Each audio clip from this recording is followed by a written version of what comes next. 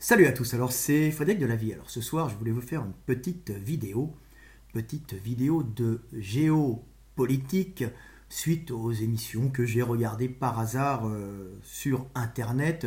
Je regardais des émissions d'Arte où il y avait tous les économistes et les journalistes qui discutaient de la crise économique et en tout cas de la crise qu'il y avait actuellement dans le Golfe et de l'histoire de ce bombardement de drones qui ont cloué la production saoudienne de pétrole, au moins de moitié, des drones qui étaient, paraît-il, envoyés par le Yémen, et après on dit que c'était des drones qui étaient envoyés dans l'Iran, par l'Iran, alors qu'en vérité ce n'est absolument pas ça.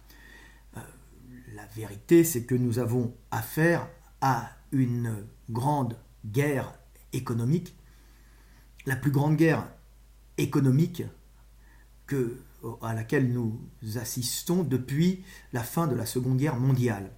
Et cette guerre, cette véritable guerre, puisque toutes les guerres sont à la base économiques, n'oublions pas par exemple que la Seconde Guerre mondiale, les Allemands voulaient étendre leur espace vital pour la bonne raison qu'il leur manquait le pétrole et leur extension à l'est n'était en vérité qu'une façon de récupérer du pétrole pour faire fonctionner leur économie, leur industrie, leur machine, car ils n'avaient que le pétrole issu de la transformation du charbon, donc on va dire une énergie fossile qui n'était pas facile à l'époque à créer et à utiliser, en tout cas pas en si grande quantité, et ça ne permettait pas justement à l'Allemagne de pouvoir se maintenir dans son développement. Donc extension à l'Est, toutes les guerres sont économiques. Nous assistons donc actuellement à la plus grande guerre économique, mais on ne vous dit pas qui affronte qui réellement. Et ce qui est intéressant de voir dans cette grande guerre économique à laquelle nous assistons, c'est que les ennemis ne sont plus ceux d'avant et que de nouvelles alliances se sont faites depuis peu et que nous avons véritablement un retournement d'épaule, un changement de configuration mondiale dans les alliances énergétiques et dans les groupes qui se font la guerre. Nous n'avons plus une concurrence entre l'Amérique et la Russie, une guerre froide qui a eu lieu pendant très longtemps. N'oubliez pas que la Russie avait, à l'époque de Trump, avait été démontée, de Trump de Bush père, je crois, avait été démonté économiquement par Bush, je crois que Bush père, un des Bush, par les Américains, par cette injection massive de pétrole et de gaz, de pétrole de schiste sur le marché mondial qui avait coulé l'économie russe. Nous assistons maintenant à une guerre qui est en vérité une guerre américano-américaine, ce que les journalistes ou n'ont pas compris ou font semblant de ne pas comprendre. En tout cas, la guerre à laquelle nous assistons est une guerre interne aux États-Unis, mais une guerre entre des puissances énergétiques extrêmement importantes. Donc les plus grosses du monde, même avec bien sûr les Russes qui participent, mais la principale guerre est une guerre américano-américaine avec une partie de l'Amérique qui est associée aux Russes dans cette tentative d'hégémonie sur les énergies fossiles. Alors, comment a débuté cette guerre ? Cette guerre a débuté à l'époque de Bush, je les confonds toujours, de Bush, on ne me souvient plus c'est lequel. C'est pas intéressant, les présidents passent, mais les phénomènes énergétiques restent, et c'est ça qu'il faut étudier. Ce n'est pas le nom des individus, c'est les phénomènes énergétiques et la façon dont ils se développent et la façon dont les hommes essayent de s'approvisionner en énergie. Alors, il y avait une lutte à l'époque des Bush entre le bloc de l'Est et l'Amérique et ses alliés, une lutte qui était à la base énergétique, puisque la Russie et ses alliés sont d'énormes producteurs de pétrole et de gaz. La Russie n'a pas d'économie de marché, elle commence à essayer d'en faire monter une par les Allemands actuellement, mais la Russie n'avait pas d'économie de marché et vivait sur son sous-sol, le sous-sol de son grand pays et le sous-sol de ses alliés qui étaient l'Iran. L'Iran, le Turkménistan à un certain moment qui est tombé aux mains des Occidentaux, des Américains, et donc il y a eu toutes ces guerres d'Afghanistan qui n'étaient pas des guerres contre l'islamisme ou contre des intégristes musulmans, mais qui étaient en vérité des guerres faites pour faire sortir le pétrole du Turkménistan qui était tombé par les hasards de l'histoire aux mains du bloc occidental. Donc tout est énergétique et il faut bien voir ça. Donc à l'époque des Bush, il y avait une lutte entre l'Amérique et ses voisins et ses amis moyen-orientaux qui étaient des créations américaines, anglaises, des créations des grosses structures, des grosses industries, des grosses sociétés pétrolières, des grosses sociétés pétrolières dont le siège était à Wall Street, qui appartiennent, dont les actionnaires sont en partie, une grande partie, américains, anglais, israéliens, j'en passe, les meilleurs, mais essentiellement américains. Donc le Moyen-Orient appartenait aux Américains, donc à cette grosse puissance financière de Wall Street, une partie de Wall Street, dont les actions détenaient le Moyen-Orient. Donc le Moyen-Orient, c'est l'Amérique, qui était en concurrence avec le gaz et le pétrole russe. Les Américains avaient leur propre production de pétrole et avaient la main mise sur le Venezuela, parce que même si le Venezuela est considéré comme un concurrent des États-Unis, des USA, le Venezuela reste le premier, était le premier producteur, second producteur de pétrole pour les Américains. On passe par les gaz, on va dire, il y a aussi les sables bitumineux et son pétrole, les sables bitumineux dans l'Alberta au Canada. Mais bien sûr, ça c'est un pétrole un peu plus cher, qui sont les plus grosses réserves mondiales, mais avec un pétrole qui est relativement dur à produire, qui en tout cas est coûteux même si on arrive à l'extraire. Donc, il y avait l'Amérique avec sa mainmise sur les sables bitumineux de l'Alberta, le pétrole vénézuélien, qui appartient en vérité aux Américains, même si les Américains ont vu qu'il fallait laisser le Venezuela tranquille dans sa politique sociale. Il n'empêche que le pétrole du Venezuela, c'est les Américains qui le gèrent et qui le récupèrent et en donnent les bénéfices à la société, on va dire, au Venezuela, qui lui gère sa politique en Venezuela sans avoir d'ingérence des États-Unis. L'ingérence des États-Unis étant uniquement sur ses énergies fossiles, ce qui est le principal d'ailleurs. Donc il y a des révolutionnaires, mais révolutionnaires à moitié. Donc il y avait cette lutte avec la Russie. La Russie devenait de plus en plus puissante dans sa vente de pétrole et de gaz. Elle avait fait des alliances avec l'Allemagne.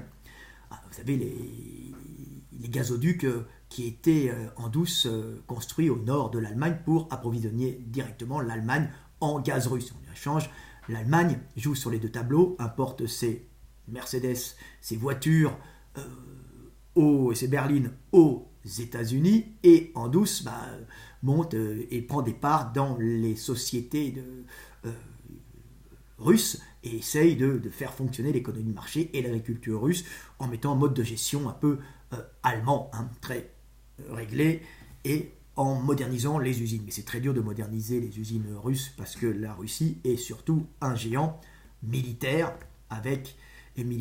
et bureaucratique, donc une gestion de son territoire par de grandes routes, gestion qui est faite par des fonctionnaires, donc c'est tentaculaire sur ce grand espace, et sécurisation des routes par une armée extrêmement puissante, avec une armée faite d'avions, faite de tanks, les meilleurs tanks très primaires à la base, mais extrêmement résistants, faits pour ces contrées très boueuses, très froides, avec un climat très dur.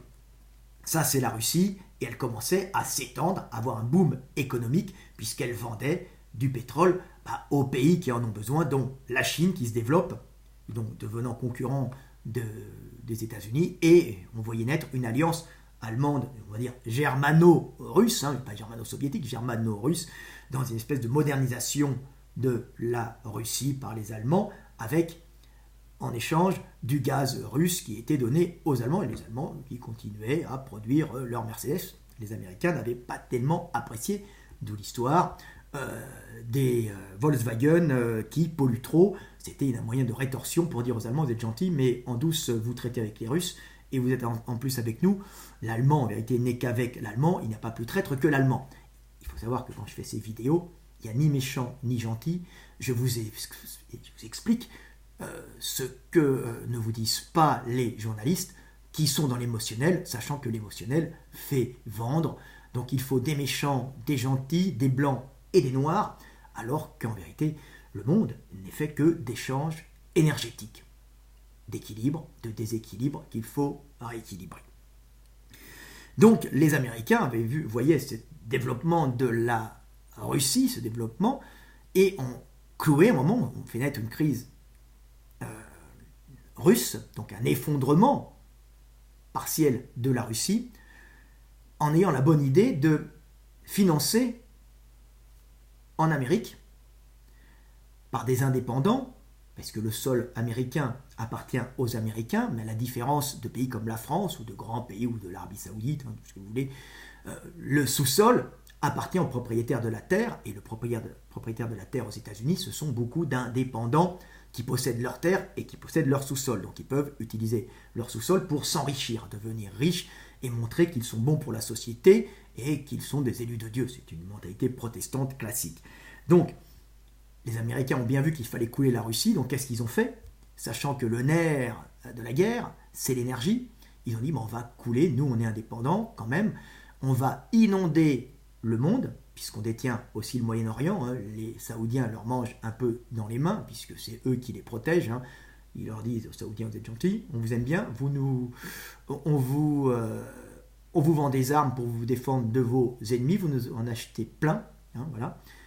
On vous achète du pétrole, donc les Américains impriment du dollar, c'est du PQ en vérité, puisque c'est eux qui impriment le dollar. Ils impriment le dollar pour acheter le pétrole saoudien, et ils redemandent aux Saoudiens de leur acheter plein d'armes pour faire marcher l'économie américaine, donc faire marcher le complexe militaro-américain qui emploie beaucoup de personnes et qui permet à l'Amérique d'avoir le calme social chez elle en employant beaucoup de personnes et en faisant un boom économique, en étant en plein emploi, parce qu'un pays qui va mal, c'est un pays qui n'a plus de plein emploi. Donc les gens doivent être occupés, depuis Pharaon, on pousse des pierres pour calmer les gens et pas pour honorer les dieux. C'est un prétexte pour occuper des gens qui seraient oisifs et qui remettraient en cause le pouvoir.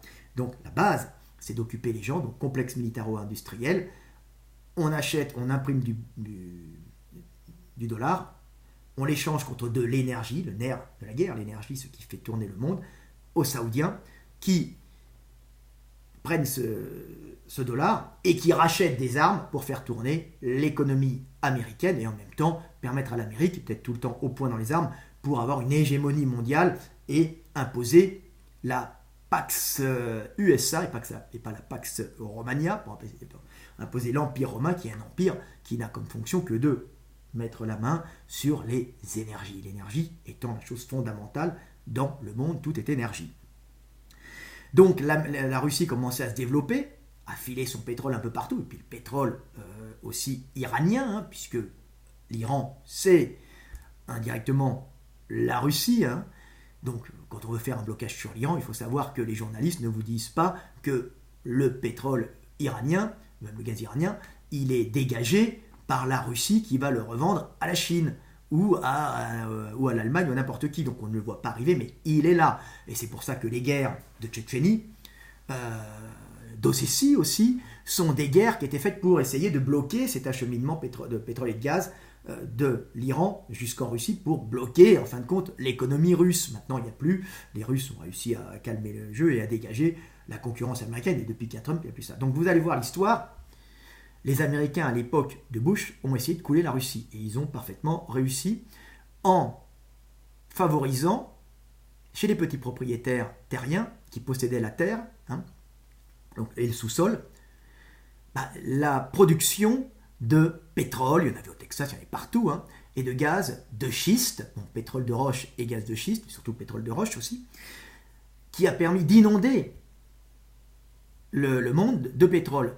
Mais c'est un pétrole qui coûte très cher et dont la technique et la mise au point d'extraction n'était pas encore à l'époque, n'était pas encore au top. Donc il a fallu financer la recherche, et la recherche a été financée par ces petits propriétaires qui se sont associés, qui ont emprunté à Wall Street et qui ont sorti ce pétrole et qui avaient, justement, à l'époque des Bush, pas à l'époque après d'Obama, qui n'avaient pas de taxation sur ce pétrole très cher. Donc il restait compétitif, et comme il n'y avait pas de taxation, et il pouvait être diffusé dans le monde entier.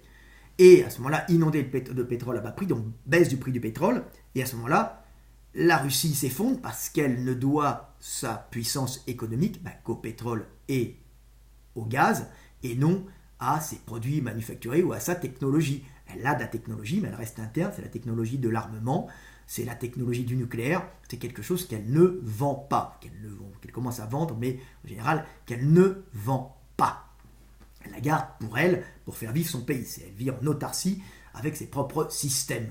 Donc elle avait ces technologies militaires, énergétiques, nucléaires, mais elle n'avait pas d'économie de marché, donc elle s'est effondrée. Et c'est là où on a vu une crise économique, des gens qui ont été ruinés, des papis dans la rue, parce qu'en fin de compte, l'économie russe s'est effondrée, puisque l'État russe ne pouvait plus réinjecter autant d'argent, puisqu'il y avait une perte directe, puisqu'elle ne pouvait pas vendre autant de pétrole, gagner autant avec le pétrole qu'elle vendait, avec la Chine qui commençait à en acheter aux États-Unis, ou avec l'Inde qui commençait à en acheter aux États-Unis. Donc tous les pays ont acheté le pétrole au moins cher, et comme c'était envahi par du gaz de schiste qui était fait par ces nouveaux petits propriétaires, qui ne sont pas des actionnaires, qui sont des propriétaires terriens, l'Amérique profonde qui s'était enrichie, et la Russie est tombée. Pas totalement, mais elle s'est bien effondrée, et pour l'Amérique, c'était bien vu, ils étaient contents, ils ont niqué leurs concurrents économiques qui commençaient à se relever, et cette Europe qui commençait cette Europe russo-germanique qui commençait à se reformer et à les inquiéter profondément. Alors ça, c'était à l'époque des Bush, et ensuite d'Obama. Le problème, c'est que le Moyen-Orient, qui appartient aux actionnaires de Wall Street, en partie, c'est du pétrole très bon marché, très facile à exploiter, de très bonne qualité, mais il n'en reste plus beaucoup, il en reste encore pour quelques temps, 10 ans, 20 ans, mais leur temps est compté. Donc, le grand problème de tous ces actionnaires et de tous ces gens du Golfe, de cette puissance et cette espèce d'oligarchie princière du Golfe, c'est qu'ils savent qu'à plus ou moins long terme, leur pays est condamné à ne plus avoir d'énergie fossile. Et là, c'est la grande angoisse. Et ils avaient échafaudé un plan, et c'est là que commence la guerre américano-américaine, la guerre des pétroles conventionnels et ses actionnaires, principalement américains, de Wall Street, et les indépendants des gaz et des pétroles de schiste. Là commence la grande guerre mondiale des énergies. C'est des jeux d'échecs.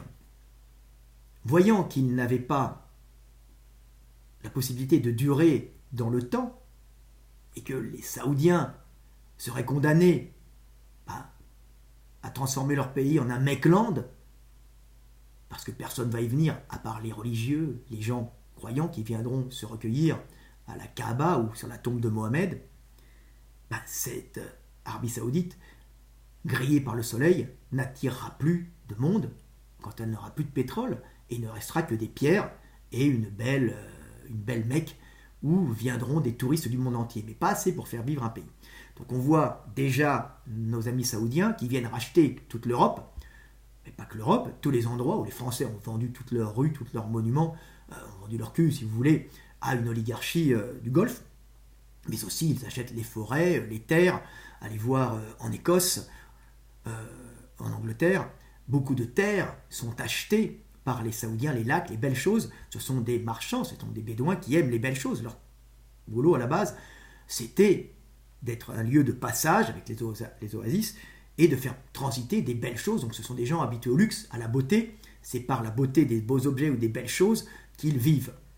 Donc ils achetaient un peu tout, achetaient les belles choses en France, le luxe, les hôtels, les belles terres. Ils achètent tout, sachant qu'il ne va plus rien avoir en Arabie après le pétrole.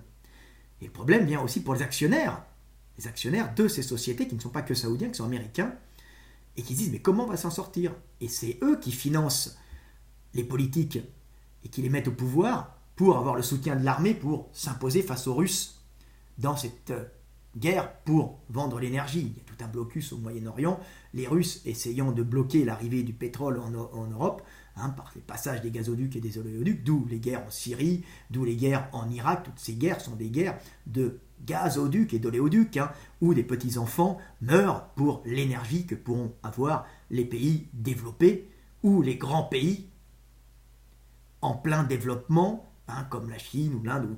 Donc on voit une grande guerre naître, et on voit surtout que les actionnaires de Wall Street savent qu'ils vont bientôt être à sec et qu'ils vont être ruinés. 10 ans, 15 ans, 20 ans. Ils avaient calculé de spolier les propriétaires terriens américains, responsables propriétaires de tous ces forages de gaz de schiste et de pétrole de schiste.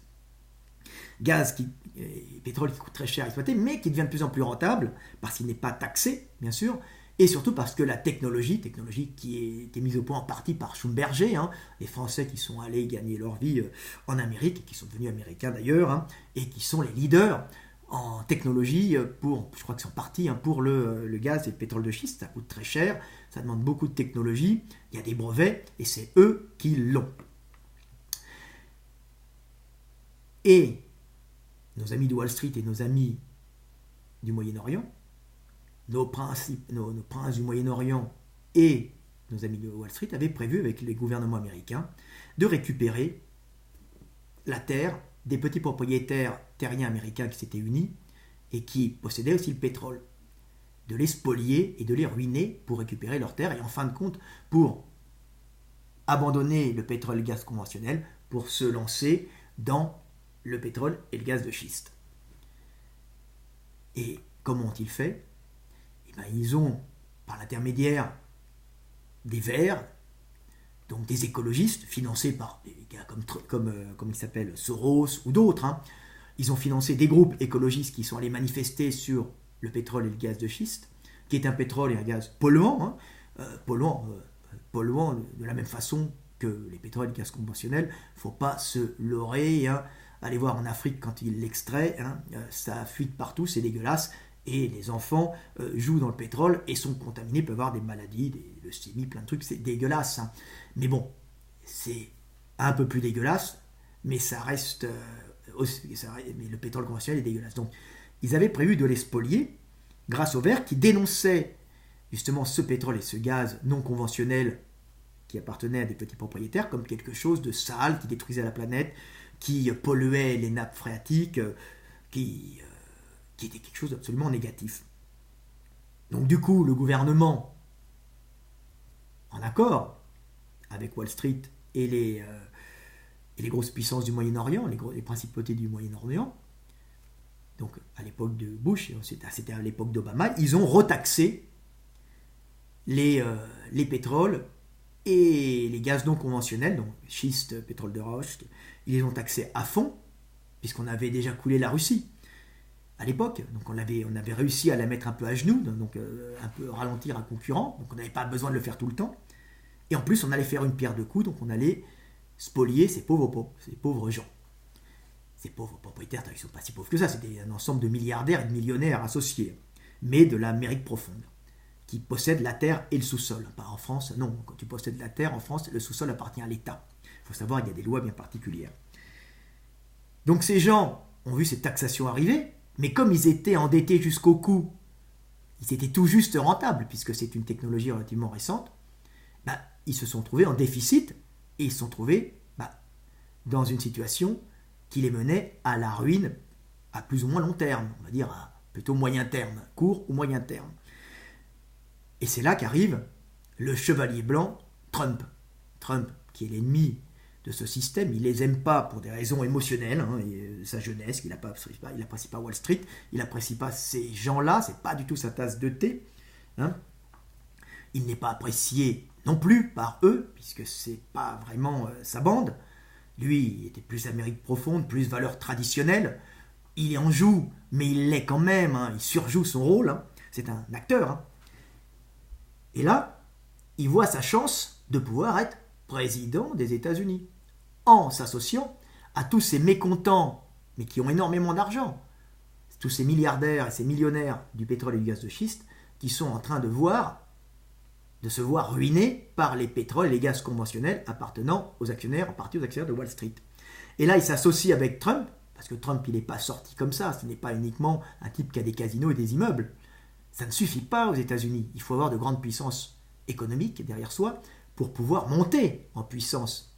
Donc c'est un homme qui avait une émission télé, qui savait se présenter, qui représentait là un peu l'homme du Far West, ce que représentent tous ces petits et moyens producteurs de gaz indépendant et de pétrole indépendant non conventionnels. Il s'est mis avec eux, et il avait aussi bien sûr la Russie, qui maîtrisait très bien les réseaux sociaux, et Poutine, qui était indirectement derrière lui, à l'appuyer, en appuyant les réseaux sociaux. C'est sa force à l'Amérique, c'est d'appuyer par derrière les réseaux sociaux, voyant déjà que la politique américaine n'était pas tellement appréciée, surtout les mensonges de la Clinton ou les autres qui se font passer pour les gentils du monde entier, qui viennent aider les gens, sauver la veuve et l'orphelin. Les gens avec les réseaux sociaux s'apercevaient que tout ça était en vérité une des guerres économiques et qu'il n'y avait pas de veuves et d'orphelins à sauver, qu'il y avait juste de l'énergie à récupérer, quitte à écraser sous les chenilles des blindés ou entre les ruines des immeubles bombardés, les veuves et les orphelins des soldats qui se battent sur le terrain des zones où les grandes puissances se battent pour les énergies fossiles. Donc la Russie supporta Trump, alliance américano-russe. Les pétroliers et les gaziers indépendants américains des gaz non conventionnels et des pétroles non conventionnels défendant Trump. Donc toutes ces puissances étaient derrière lui, mais il n'avait pas les journalistes ni le complexe militaro-industriel qui, lui, était encore aux mains de cette grosse puissance énergétique et des gouvernements américains, qui font une espèce d'alliance entre Moyen-Orient, Wall Street et l'ensemble des politiques américains qui font une politique, on va dire, extérieure à l'Amérique, favorisant ces énergies fossiles conventionnelles qui sont en fin de course et qui veulent récupérer les autres. Donc il y a ces élections que Clinton croit gagner avec toute l'aide des médias classiques qui appartiennent, en fin de compte, à Wall Street, qui appartiennent au Moyen-Orient, à tous ces, pas pétroliers indirectement, mais qui appartiennent à tous ces actionnaires qui possèdent les journaux et qui possèdent aussi les pétroles et les gaz conventionnels, qui ont appuyé sur Trump pour le faire passer pour un voyou, un connard, un abruti, en disant qu'il ne gagnerait jamais en l'attaquant de tous les côtés. Mais ça devenait tellement caricatural que les Américains, qui sont ce qu'ils sont, mais qui sont mécontents du mensonge que leur racontaient tous les présidents américains sur des guerres pour pacifier le monde, pour aider les gens, alors que ce sont des guerres énergétiques, voyaient en Trump quelqu'un de franc, quelqu'un de droit, qui les défendait et qui voulait une nouvelle Amérique. Construisons ensemble une nouvelle Amérique, une Amérique, comme il le disait, que les gens aimeront, une Amérique qui ne sera pas une Amérique haïe par les autres, et refaisons du plein emploi. Parce qu'il y avait une crise quand même américaine, puisque la Russie commençait à remonter sacrément. Clinton pense gagner. Malheureusement, c'était très mal calculé. Il n'avait pas pris en compte les réseaux sociaux et Trump passe. Évidemment, qu'est-ce que fait Trump? Il détaxe le pétrole et le gaz de schiste, plein pot pétrole et gaz de schiste, et politique pour écraser le Moyen-Orient, principalement les Saoudiens, qui sont ses principaux ennemis. Alors, comment les écrase-t-il? Tout simplement en imprimant du dollar, en leur disant d'acheter du pétrole, en leur achetant leur pétrole avec du dollar qu'ils impriment, et en leur faisant acheter des armes et des armes et des armes pour leur récupérer leur dollar, et en même temps faire marcher l'économie américaine à fond la caisse. C'est là où on voit Trump, la célèbre vidéo, avec le prince saoudien, le jeune qui a fait démembrer son opposant politique, l'air sympa, en train de lui dire « Ouais, t'es cool, toi, vas-y, on t'aime bien, en plus tu nous achètes plein d'armes. » Bah oui, il est obligé d'acheter des armes, autrement on lui envoie des rebelles sur la gueule. Donc, c'est ce qu'ils ont fait. Ils lui ont fait acheter plein d'armes, et puis ils lui ont dit « Attends, on a oublié quelque chose. J'ai oublié quelque chose. Maintenant que tu m'as acheté plein d'armes, d'abord, tu ne sais pas t'en servir, il y a des puces dedans qui les bloquent, c'est de la haute technologie, c'est que les Américains qui savent s'en servir de ces armes qu'on te vend. Bah maintenant, en plus, on va te clouer ta production de pétrole, c'est-à-dire on t'achète le pétrole et en plus on va te la diminuer. Mais cette façon de diminuer le pétrole a été faite comment? En bombardant, ce que vous avez vu récemment, les raffineries du Moyen-Orient par l'intermédiaire ou de rebelles yéménites ou de milices chiites. En vérité, ce sont visiblement des drones ou iraniens ou américains. De toute façon, c'est une alliance russo-américaine qui a pour but de mettre à genoux les Saoudiens et en même temps, surtout, de mettre à genoux Wall Street, la partie de Wall Street qui est actionnaire dans ces pétroles et qui était prête à faire une attaque pour 2020. 2020, la réélection de Trump. Et là, ce qu'on voit, c'est une attaque pour casser les concurrents politiques à Trump qui vont sûrement essayer de l'attaquer lors des élections en faisant sortir des scandales ou en essayant de le démonter par tout ce qu'ils vont trouver. Mais ils deviennent de plus en plus faibles. Et Trump a réussi à relancer l'économie américaine, bien sûr, avec des taxes à l'exportation et en faisant marcher à fond l'économie américaine, en forçant les pays qu'il domine, comme le Moyen-Orient, à lui acheter des armes, à lui acheter plein de trucs, en l'obligeant à lui acheter du coca, tout ce que vous voulez, à injecter dans ces sociétés tout l'argent qu'elles donnent. Autrement, s'ils n'injectent pas, on leur envoie, on finance les rebelles extérieurs et on cloue le pays et on le transforme en pays, pas en cendres, mais en pays où il y a une guerre civile interne, donc un pays qui ne produira plus rien. Donc, c'est pour ça que nous avons actuellement une Arabie Saoudite qui est en train d'être mise à genoux par l'Amérique, avec l'aide des Russes, des Iraniens. Donc, en fin de compte, c'est les pétroles conventionnels avec ces actionnaires qui sont très américains, qui sont en train d'être mis à genoux par un gouvernement américain qui a changé et qui, lui, maintenant, est avec les pétroles et les gaz de schiste pour essayer de détruire ce gaz conventionnel qui avait essayé de spolier les petits propriétaires des pétroles et des gaz de schiste. Donc on voit une grande guerre mondiale.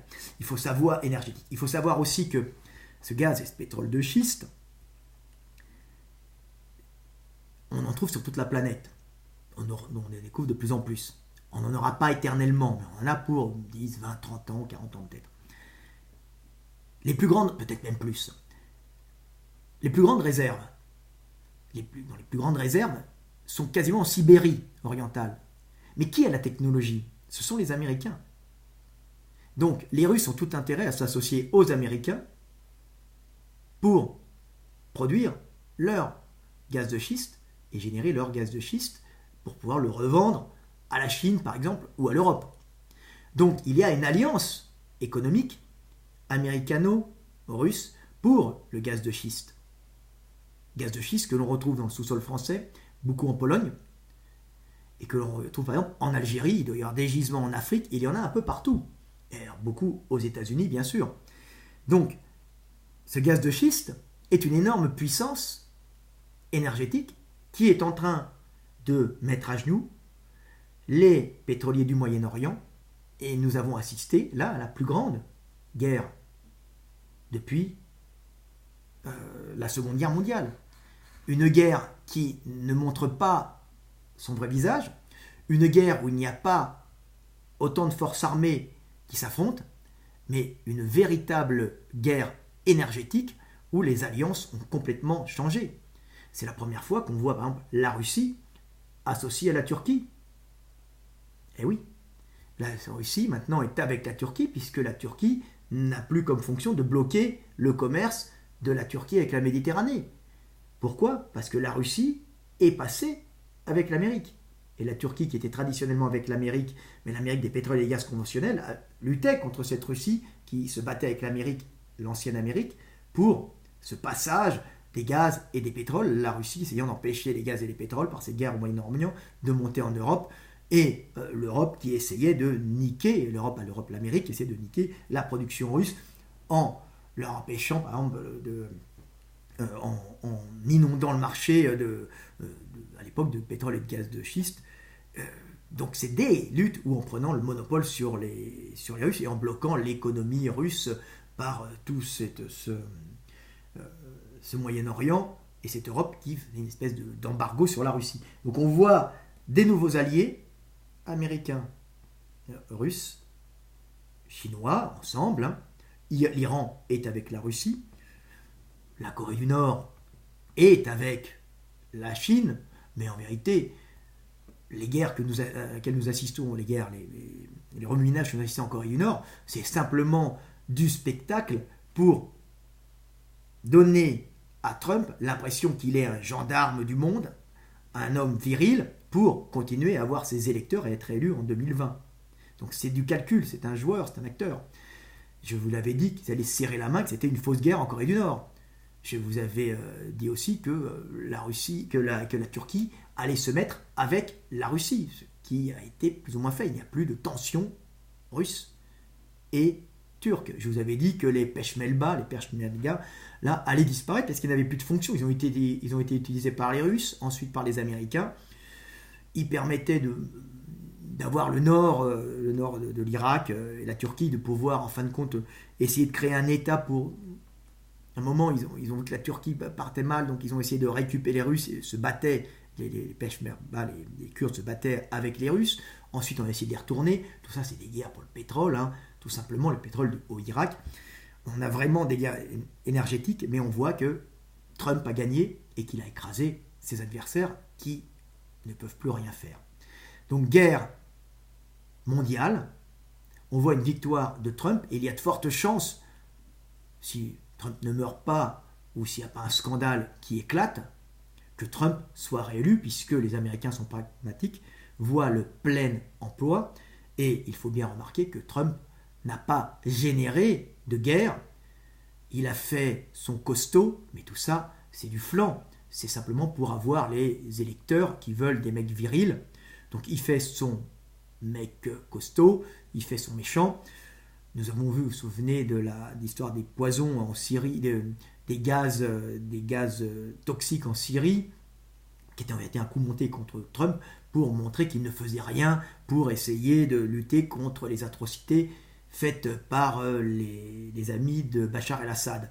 En vérité, tout ça, c'était des miliciens qui avaient sûrement été achetés par les bandes copains des pétroles du Moyen-Orient, hein, pour discréditer Trump en le faisant passer pour un mou s'il n'agissait pas. Heureusement, il a dû téléphoner à Poutine qui a téléphoné à Bachar.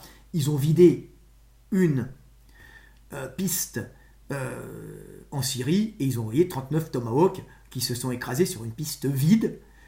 Et comme ça, ils ont dit voilà, on vous a détruit des avions, ils n'ont rien détruit du tout. Tout ça est une mise en scène, un peu comme la Corée, pour montrer que Trump est viril. Et continue à avoir ses électeurs. Mais en vérité, il a fait la paix. C'est pour ça que je l'appelle l'ange blanc, l'ange blond, parce que sous Trump, Saint Trump, nous n'avons pas la guerre, même s'il paraît belliqueux. Et l'alliance Trump-Poutine est une alliance qui est une alliance de paix, mais il ne faut pas se tromper. Ni Poutine ni Trump sont des gentils. Ils agissent pour les intérêts propres de leurs États, l'un pour l'Amérique, l'autre pour la Russie.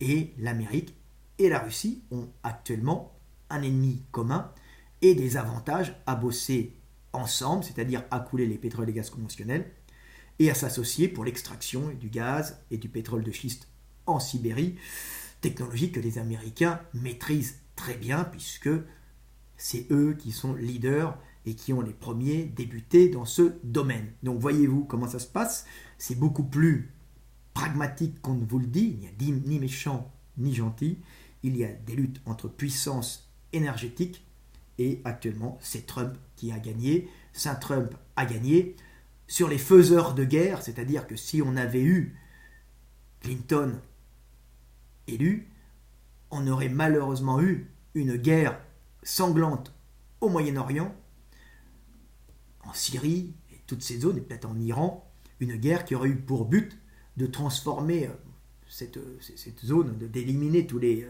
ennemis de l'Amérique pour pouvoir acheminer de l'énergie en Europe ou ailleurs. Donc on voit qu'il y a eu un changement dans la politique mondiale énergétique des Américains et surtout un changement d'objectifs politiques, d'objectifs énergétiques, puisque ce ne sont plus les mêmes dirigeants, ce ne sont pas les mêmes énergies qui dominent. Voilà, petite vidéo. Alors je terminerai ma vidéo en parlant un peu du réchauffement climatique. Hein. Malheureusement, le réchauffement climatique va continuer, puisqu'on n'est pas prêt d'arrêter les productions de pétrole. Vous imaginez bien qu'ils y ont pensé, mais il faut d'abord vider les réserves de pétrole conventionnelles, de cette énergie polluante, avant d'envisager de venir à d'autres énergies qui génèrent moins de carbone et qui n'accélèrent pas le réchauffement climatique. Donc, nos écologistes peuvent bien manifester. Pragmatiquement, les pétroliers, quels qu'ils soient, continueront à vider les réserves du sous-sol. Et quand il n'y en aura plus, ils s'intéresseront au reste, ou ils s'intéressent déjà. Mais autant vider le sous-sol, parce que de toute façon, s'ils ne le faisaient pas, d'autres le feraient à leur place. Et c'est impossible d'empêcher les gens de sortir l'énergie du sous-sol. Donc, on en sortira tant qu'on pourra en sortir.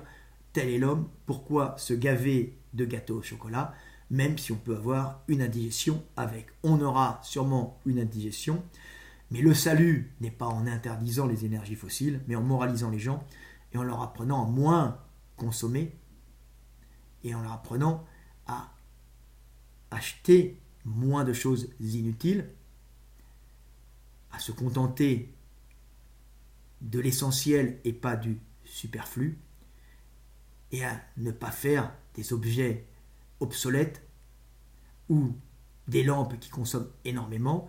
On voit qu'on retourne actuellement dans un système où il y a moins d'obsolescence et où les objets sont plus économiques. On voit que les voitures consomment de moins en moins, on voit que les lampes avec les LED consomment de moins en moins, et que l'humanité se dirige non pas vers la fin du pétrole voulu, non, ça sera la fin du pétrole obligatoire quand on aura siphonné les dernières réserves, et c'est pas pour tout de suite.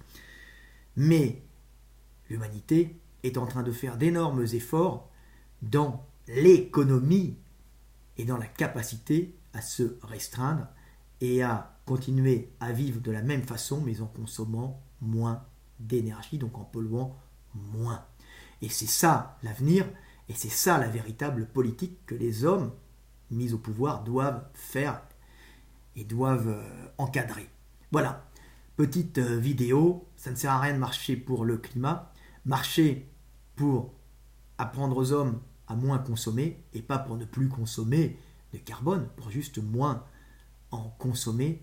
Apprenez à vous restreindre et à ne pas vouloir de choses inutiles, c'est-à-dire aller voyager à l'autre bout du monde pour voir d'autres cultures. Ça consomme bêtement de l'énergie. Il ne faut pas changer ses habits en permanence, c'est ridicule. Avoir une nouvelle voiture en permanence, c'est ridicule. Il faut limiter l'obsolescence. Donc, taxer et punir les gens qui font de l'obsolescence et apprendre aux hommes à se limiter en leur redonnant le goût de l'essentiel, c'est-à-dire vivre dans sa communauté, aimer ses proches, bâtir, créer, mais surtout, le plus important, ce n'est pas de posséder, d'accumuler, mais de vivre la relation à l'autre. C'est une guerre morale qui doit commencer. Voilà, petite vidéo sur l'énergie, tout est énergie. On se moque de votre gueule, on vous raconte n'importe quoi, on vous met de l'émotionnel avec les gentils et les méchants. La vérité, c'est que vous avez assisté, sans vous en rendre compte pour la plupart, à la plus grande guerre énergétique qu'il y ait eu depuis 1940, la fin de 1945, quoi. Une guerre entre deux géants énergétiques, les gaz et les pétroles conventionnels, et le nouveau venu des pétroles et des gaz non conventionnels, de schiste et de roche-mère comme ils appellent, qui se sont affrontés, et c'est le petit jeune qui a gagné, le petit jeune qui était derrière Trump. Voilà, c'était Fouad de Lavier, la vie est belle, apprenez à vous restreindre et à aimer l'essentiel, c'est-à-dire vous, vos proches et les hommes, et non les objets. Salut, c'était Fouad de Lavier, à bientôt.